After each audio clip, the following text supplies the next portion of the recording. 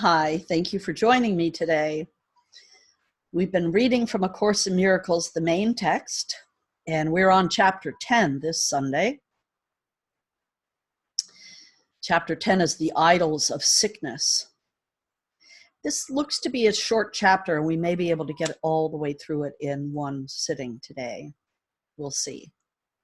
This is the introduction to chapter 10. Nothing beyond yourself can make you fearful or loving, because nothing is beyond you.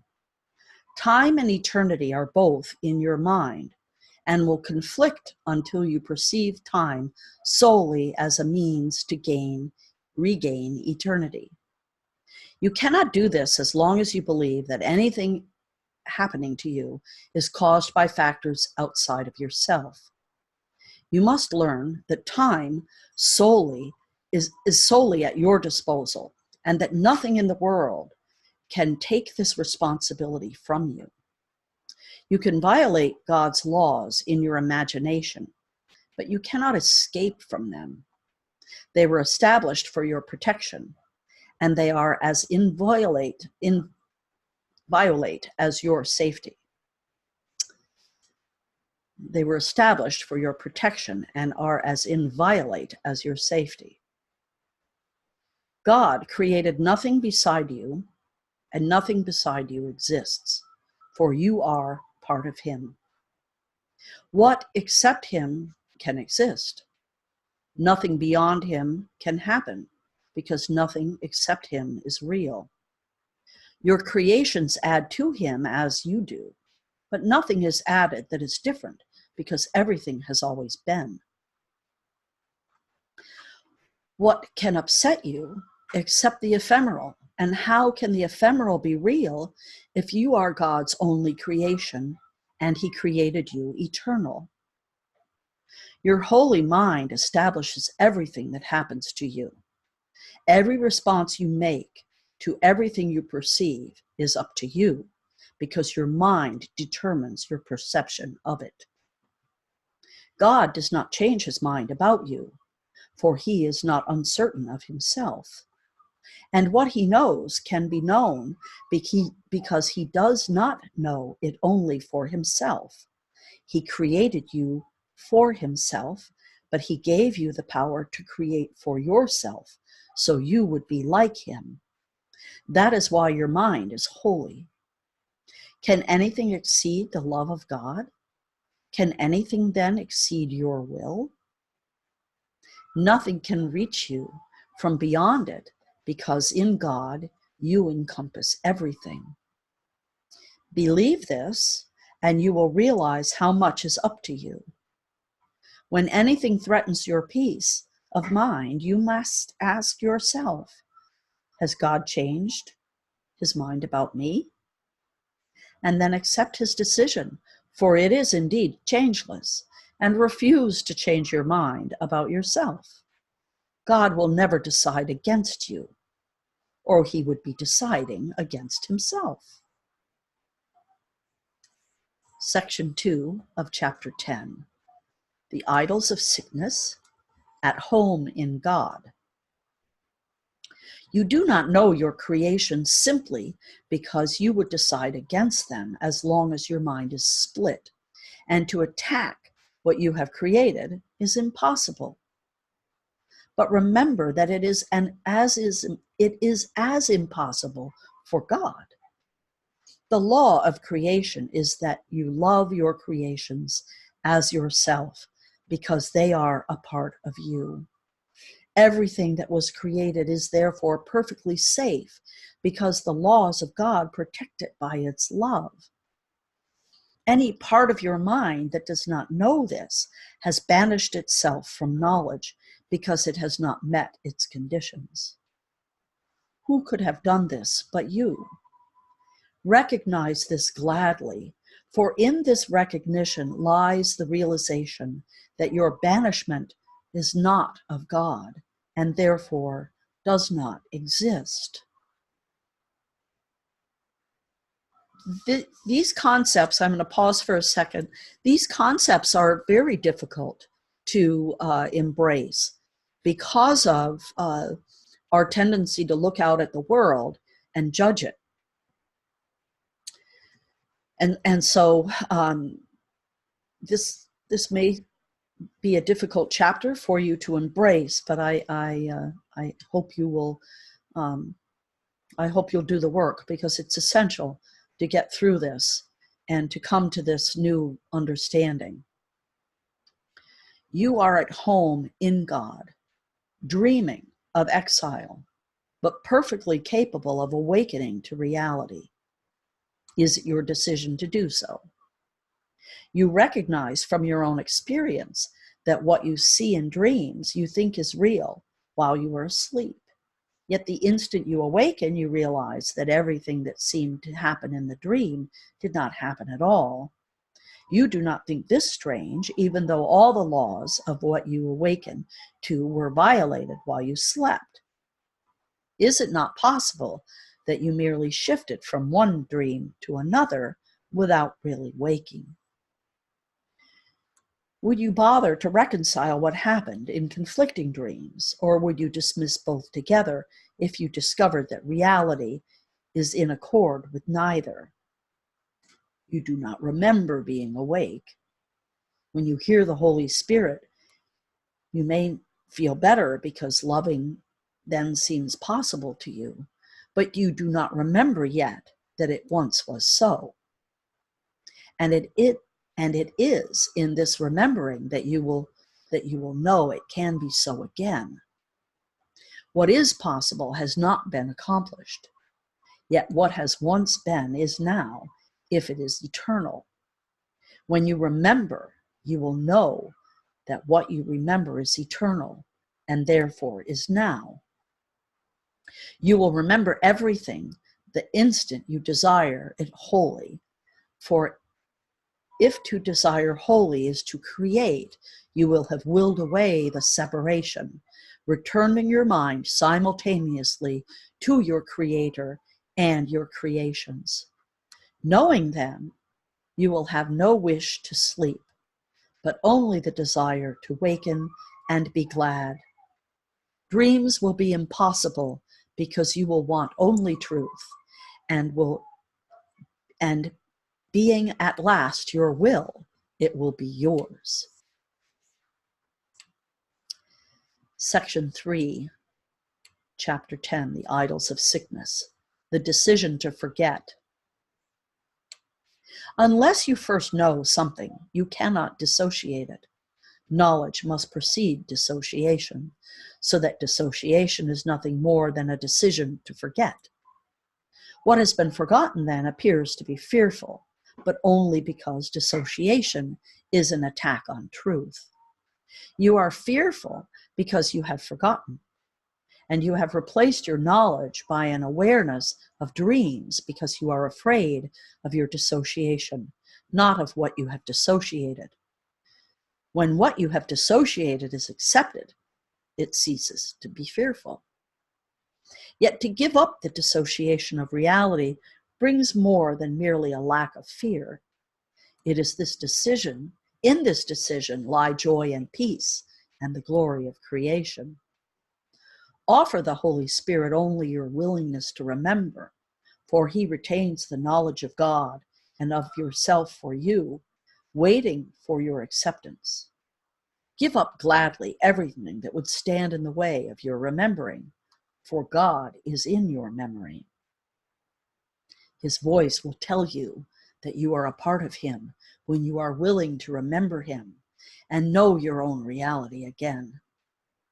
Nothing in this world, let nothing in this world delay your remembering of him, for in this remembering is the knowledge of yourself. To remember is merely to restore to your mind what is already there. You do not make what you remember. You merely accept it again, what is already there, but was rejected. The ability to accept truth in this world is the perceptual counterpart of creating in the kingdom. God will do his part if you will do yours, and his return in exchange for yours is the exchange of knowledge for perception. Nothing is beyond you. No, nothing is beyond his will for you. But signify your will to remember him, and behold, he will give you everything but for the asking. When you attack, you are denying yourself. You are specifically teaching yourself that you are not what you are. Your denial of reality precludes the acceptance of God's gift because you have accepted something else in its place. If you understand that this is always an attack on truth, and truth is God, you will realize why it is always fearful. If you further recognize that you are part of God, you will understand why it is that you always attack yourself first. If you realize the complete havoc this makes of your peace of mind, you could not make such an insane decision. You make it only because you still believe it can get you something you want. It follows then that you want something other than peace of mind, but you have not considered what it might be. Yet the logical outcome of your decision is perfectly clear if you will only look at it. By deciding against your reality, you have made yourself vigilant against God and his kingdom. And it is this vigilance that makes you afraid to remember him. Chapter 10, The Idols of Sickness, Section 4, The God of Sickness. You have not attacked God, and you do love him.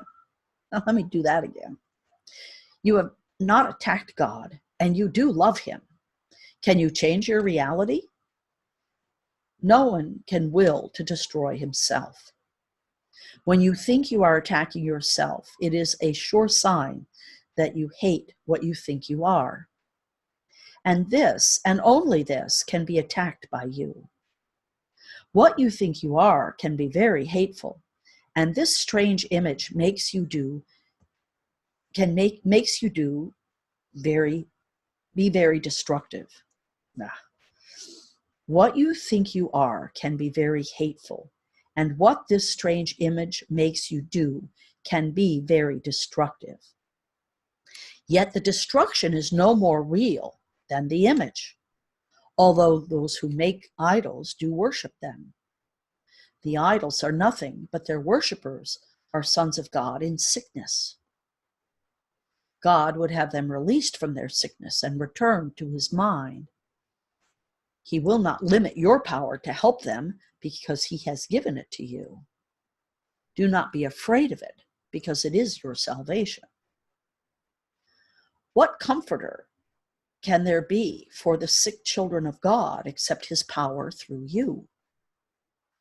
Remember that it does not matter where in the sonship he is accepted. He is always accepted for all, and when your mind receives him, the remembrance of him awakens throughout the sonship. Heal your brothers simply by accepting God for them. Your minds are not separate, and God has only one channel for healing because he has but one child. God's remaining communication link with all his children joins them together and them to him. To be aware of this is to heal them, because it is the awareness that no one is separate and no one is sick. To believe that a son of God can be sick is to believe that a part of God can suffer. Love cannot suffer because it cannot attack. The remembrance of love therefore brings invulnerability with it. Do not side with sickness in the presence of a son of God, even if he believes in it. For your acceptance of God in him acknowledges the love of God he has forgotten. Your recognition of him as part of God reminds him of the truth about himself, which he is denying. Would you strengthen his denial of God and thus lose sight of yourself? Or would you remind him of his wholeness and remember your Creator with him? To believe a son of God is sick is to worship the same idol that he does. God created love, not idolatry. All forms of idolatry are caricatures of creation, taught by sick minds, too divided to know that creation shares power and never usurps it. Sickness is idolatry because it is the belief that power can be taken from you. Yet this is impossible because you are part of God, who is all power. A sick God must be an idol made in the image of what its maker thinks he is. And that is exactly what the ego does perceive in a son of God, a sick God, self-created, self-sufficient, very vicious, very vulnerable. Is this the idol you would worship? Is this the image you would be vigilant to save? Look calmly at the logical conclusion of the ego's thought system and judge whether its offering is really what you want, for this is what it offers you. To obtain this, you are willing to attack divinity of your brothers and thus lose sight of yours. And you are willing to keep it hidden to protect an idol you think will save you from the dangers for which it stands, but which does not exist. There are no idolaters in the kingdom, but there is great appreciation for everything that God created, because the calm knowledge that each one is a part of him. God's Son knows no idols, but he does know his Father. Health in this world is the counterpart to value in heaven. It is not my merit that I contribute to you, but my love for you. Do not value yourself. Let me read that again. It is not my merit that I contribute to you, but my love, for you do not value yourself. When you do not value yourself, you become sick. But my value of you can heal you, because the value of God's Son is one. When I said, my peace I give unto you, I meant it. Peace comes through God, from God, through me to you. It is for you, although you may not ask for it. When a brother is sick, it is because he is not asking for peace, and therefore does not know he has it. The acceptance of peace is the denial of illusion, and sickness is an illusion. Yet every son of God has the power to deny illusions anywhere in the kingdom, merely by denying them completely in himself. I can heal you because I know you. I know your value for you, and it is this value that makes you whole. A whole mind is not idolatrous and does not know of conflicting laws. I will heal you merely because I have only one message, and it is true. Your faith in it will make you whole when you have faith in me. I do not bring God's message with deception, and you will learn this as you learn that you always receive as much as you accept. You could accept peace now for everyone and offer them perfect freedom from all illusions because you heard his voice. But have no other gods before you, or you will not hear. God is not jealous of the gods you make, but you are. You would save them and serve them because you believe that they made you. You think that they are your father because you are projecting them you're projecting onto them the fearful fact that you made them to replace God. Yet when they seem to speak to you, remember that nothing can replace God, and whatever replacements you have attempted are nothing. Simply then, you may believe that you are afraid of nothingness, but you are very simply then, you may believe you are afraid of nothingness, but you are really afraid of nothing.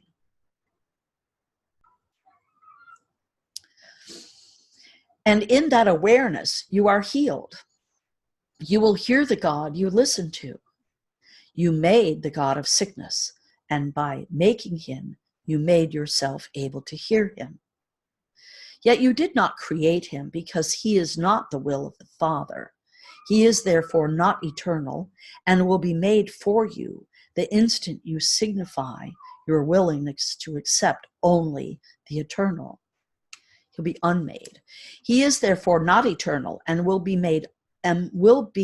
unmade for you the instant you signify your willingness to accept only the eternal. If God has but one Son, there is but one God. You share reality with him, because reality is not divided. To accept other gods before him is to place other images before yourself. You do not realize how much you listen to your other gods, and how vigilant you are on their behalf. Yet they exist only because you honor them. Place honor where it is due, and peace will be yours. It is your inheritance from your real Father. You cannot make your Father, and the Father you made did not make you. Honor is not due to illusions, for to honor them is to honor nothing. Yet fear is not due them either, for nothing cannot be fearful.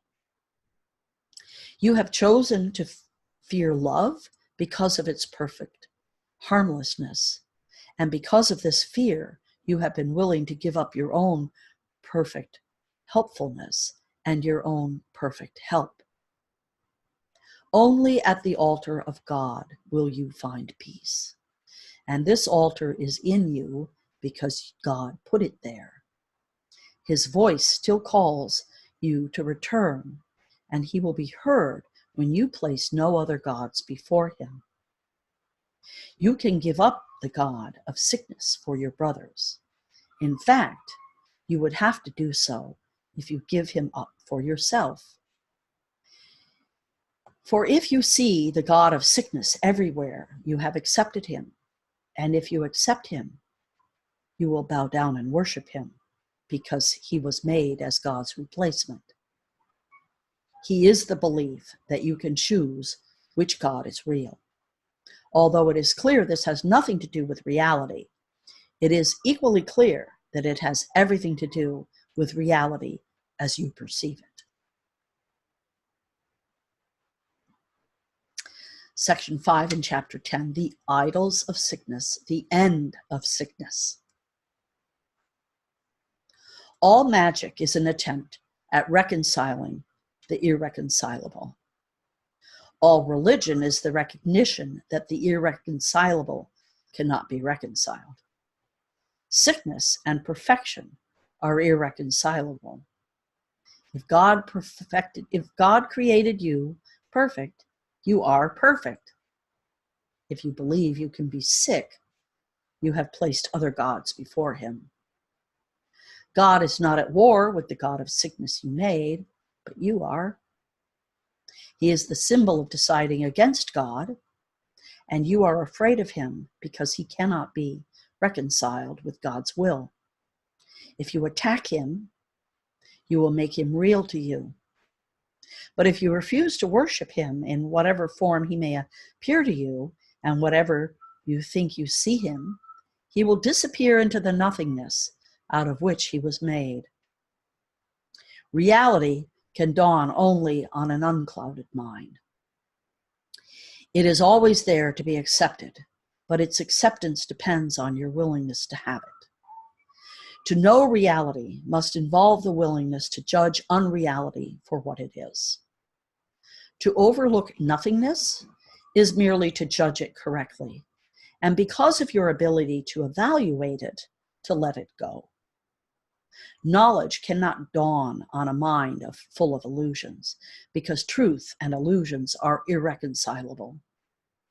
Truth is whole and cannot be known by part of the mind. The sonship cannot be perceived as partially sick, because to perceive it that way is to not perceive it at all. If the sonship is one, it is one in all respects. Oneness cannot be divided. If you perceive other gods, your mind is split, and you will not be able to limit the split, because it is the sign that you have removed part of your mind from God's will. This means it is out of control. To be out of control is to be out of reason, and then the mind does become unreasonable. By defining the mind wrongly, you perceive it as functioning wrongly. God's laws will keep your mind at peace, because peace is His will, and His laws are established to uphold it. His are the laws of freedom, but yours are the laws of bondage. Since freedom and bondage are irreconcilable, their laws cannot be understood together. The laws of God work only for your good, and there are no other laws besides His. Everything else is merely lawless and therefore chaotic. Yet God Himself has protected everything He created by His laws. Everything that is not under them does not exist. Laws of chaos is a meaningless term. Creation is perfectly lawful, and the chaotic is without meaning because it is without God. You have given your peace to the gods you made, but they are not there to take it from you, and you cannot give it to them. You are not free to give up freedom, but only to deny it. You cannot do what God did not intend, because what He did not intend does not happen. Your gods do not bring chaos.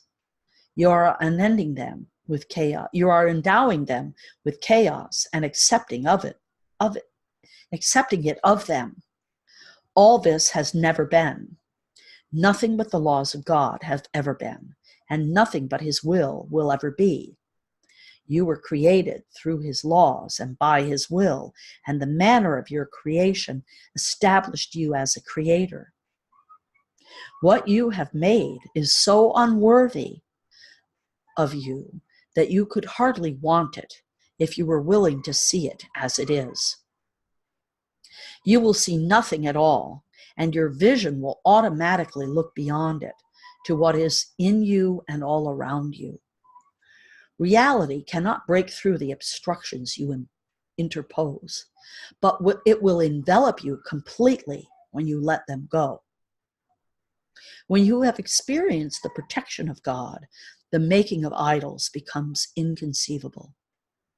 There are no strange images in the mind of God, and what is not in His mind cannot be in yours, because you are of one mind, and that mind belongs to Him. It is yours because it belongs to Him, for to Him ownership is sharing. And if it is so for Him, it is so for you. Your definitions are His laws, for by them He established the universe as it is. No false gods you attempt to interpose between yourself and your reality affect truth at all. Peace is yours because God created you, and He created nothing else. The miracle is the act of a Son of God who has laid aside all false gods and calls on His brothers to do likewise. It is an act of faith because it is the recognition that his brother can do it. It is a call to the Holy Spirit in his mind, a call that's strengthened by joining. Because the miracle worker has heard God's voice, He strengthens it in a sick brother by weakening his belief in sickness, which he does not share. The power of one mind can shine into another because all the lamps of God were lit by the same spark. It is everywhere, and it is eternal. In many, only the spark remains, for the great rays are obscured. Yet God has kept the spark alive so that the rays can never be completely forgotten. If you wish to see the little spark, you will learn of the greater light, for the rays that are unseen. Perceiving the spark will heal, but knowing the light will create. Yet in the returning, the little light must be acknowledged first, for the separation was a descent from magnitude to littleness. But the spark is still as pure as the great light, because it is the remaining call of creation. Put all your faith in it, and God himself will answer you.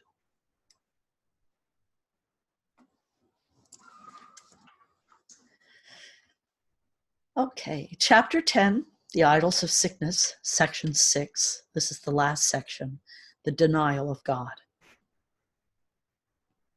The rituals of God of sickness are strange and very demanding. Joy is never permitted, for depression is the sign of allegiance to him. Depression means that you have forsworn God. Many are afraid of blasphemy, but they do not understand what it means. They do not realize that to deny God is to deny their own identity, and in this sense, the wages of sin is death. The sense is very literal. Denial of life perceives its opposite, as all forms of denial replace what is with what is not. No one can really do this, but what you think you can. Let me say that again. No one can really do this, but that you think you can. You can. Believe? No, I hate this sentence. Try it again. No one can really do this, but that you can, think you can, and believe you have is beyond dispute. The sense is very literal. Denial of life perceives the opposite, as all forms of denial replace what is with what is not. No one can really do this, but that you think you can and believe you have is beyond dispute. Do not forget, however, that to deny God will inevitably result in projection, and you will believe that others and not yourself have done this to you. You must receive the message you give because it is the message you want. You may believe that you judge your brothers by the messages they give you, but you have judged them by the message you give to them. Do not attribute your denial of joy to them, or you cannot see the spark in them that would bring joy to you. It is the denial of the spark that brings depression. For whenever you see your brothers without it, you are denying God. Allegiance to the denial of God is the ego's religion.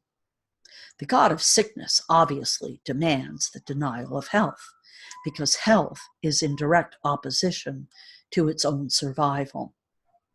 But consider what it means to you. Unless you are sick, you cannot keep the gods you made, for only in sickness could you possibly want them. Blasphemy, then, is self-destructive, not God-destructive. It means that you are willing not to know yourself in order to be sick. This is the offering your God demands, because having made him out of your insanity, he is an insane idea. He has many forms, but although he may seem to be many different things, he is but one idea, the denial of God. Sickness and death seem to enter the mind of God's Son against his will. The attack on God made his Son think he was fatherless, and out of his depression, he made the God of depression. This was his alternative to joy, because he would not accept the fact that although he was a creator, he had been created. Yet the Son is helpless without the Father, who alone is his help. I said before that of you yourself you can do nothing, but you are not of yourself. If you were, what you have made would be true, and you could never escape. It is because you did not make yourself that you need be troubled over nothing. Your gods are nothing because your Father did not create them. You cannot make creators who are unlike your Creator any more than he could have created a son who was unlike him. If creation is sharing, It cannot create what is unlike itself. It can share only what is. Depression is isolation, and so it could not have been created. Son of God, you have not sinned, but you have been much mistaken. Yet this can be corrected, and God will help you, knowing that you cannot sin against him. You denied him because you loved him, knowing that if you recognized your love for him, you could not deny him. Your denial of him, therefore, means that you love him and that you know he loves you. Remember that what you deny, you must have once known. And if you accept denial, you can accept its undoing. Your Father has not denied you. He does not retaliate, but he does call to you to return. When you think he has not answered your call, you have not answered his. He calls to you from every part of the sonship because of his love for his Son. If you hear his message, he has answered you, and you will learn of him if you hear aright. The love of God is in everything he created, for his Son is everywhere. Look with peace upon your brothers, and God will come rushing into your heart in gratitude for your gift to him. Do not look to the God of sickness for healing, but only to the God of love, for healing is the acknowledgement of him. When you acknowledge him, you will know that he has never ceased to acknowledge you, and that in his acknowledgement of you lies your being. You are not sick and you cannot die, but you can confuse yourself with things that do. Remember, though, that to do this is blasphemy, for it means that you are looking without love on God and his creation, from which he cannot be separated. Only the eternal can be loved, for love does not die. What is of God is his forever, and you are of God. Would he allow himself to suffer? Would he offer his Son anything that is not acceptable to him? If you will accept yourself as God created you, you will be incapable of suffering. Yet to do this, you must acknowledge him as your creator. This is not because you will be punished otherwise. It is merely because your acknowledgement of your Father is the acknowledgement of yourself as you are. Your Father created you wholly without sin, wholly without pain, wholly without suffering of any kind. If you deny him, you bring sin, pain, and suffering into your own mind because of the power he gave it. Your mind is capable of creating worlds, but it can also deny what it creates because it is free. You do not realize how much you have denied yourself and how much God, in his love, would not have it so. Would not have it so. These lovely sentences with these double negatives. So you do not realize how much you have denied yourself and how much God in his love would not have it so. Yet he would not interfere with you because he would not know his Son if he were not free. To interfere with you would be to attack himself, and God is not insane. When you deny him, you are insane. Would you have him share your insanity? God will never cease to love his Son, and his Son will never cease to love him. That was the condition of his Son's creation, fixed forever in the mind of God. To know that is sanity. To deny it is insanity. God gave himself to you in your creation, and his gifts are eternal.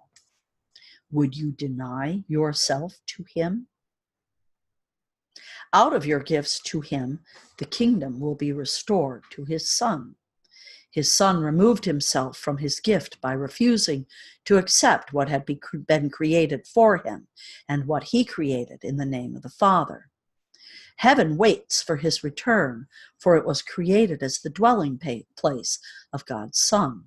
You are not at home anywhere else or in any other condition. Do not deny yourself the joy that was created for you for the misery you have made for yourself. God has given you the means for undoing what you have made. Listen, and you will learn how to remember what you are. If God knows his children as wholly sinless, it is blasphemous to perceive them as guilty. If God knows his children as wholly without pain, it is blasphemous to perceive suffering anywhere. If God knows his children to be wholly joyous, it is blasphemous to feel depressed.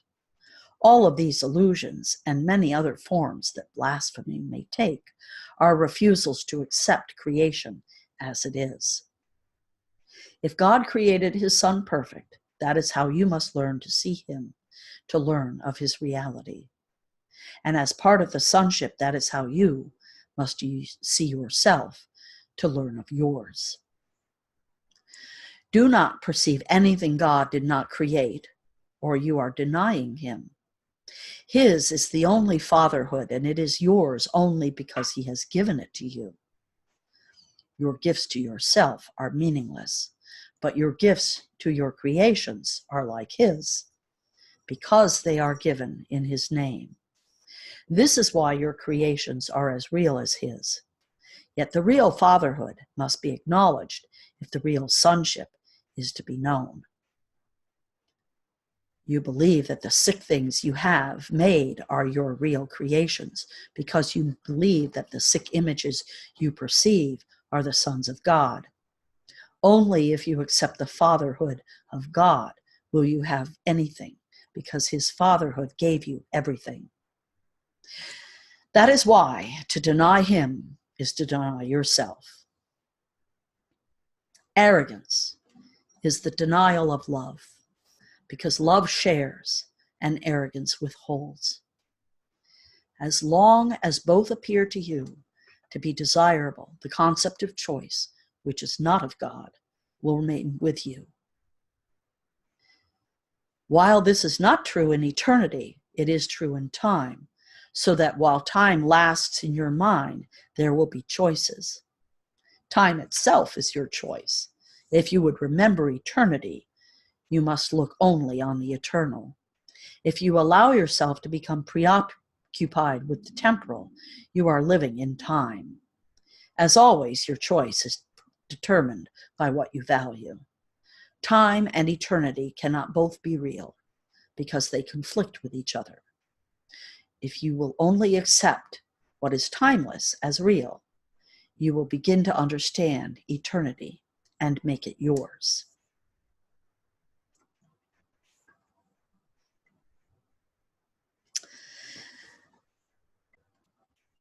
Well, that's the end of this chapter. This is a very interesting chapter. Certainly, sickness is prevalent in society, and getting to the bottom of where sickness comes from is what this chapter is really all about. Sickness is a split mind. There is no sickness. We are whole. We are individuated aspects of divinity. Any sickness that we perceive is in our mind as an illusion. And I know that people who deal with terminal illnesses and cancers and all kinds of things are going to argue with this chapter, and that's okay. That's okay. It's a lot to take in, and it's a lot really to understand. And you can't just jump in and in the middle of it. So it does take a lot of work and a lot of opening up and letting go of belief systems, and that can be very challenging and very difficult. And so I don't mean in any way to minimize anybody that may be suffering, may be sick, or anybody that knows people that are sick. But what you could do, you could start there. Anybody that you know is sick, stop seeing them that way. Change how you see them. Hold in your heart an image of them as whole and healed and perfect, because that is their natural state. That is what they are. The sickness is here in this 3D realm for a purpose. We'll get, we'll get into that, but there's a purpose to what's happening here, but it isn't what's real. What's real is that we're all whole and we're all one. This 3D world we're in is an illusion, and as is all the sickness that we see in it. So one of the best ways to start to become healed and whole and healthy is to stop seeing ourselves as sick. So start there. If you have questions, if you need support, reach out to me, 907-351-3003. This will conclude the reading for today, and we will see you again next Sunday for the next chapter. Namaste.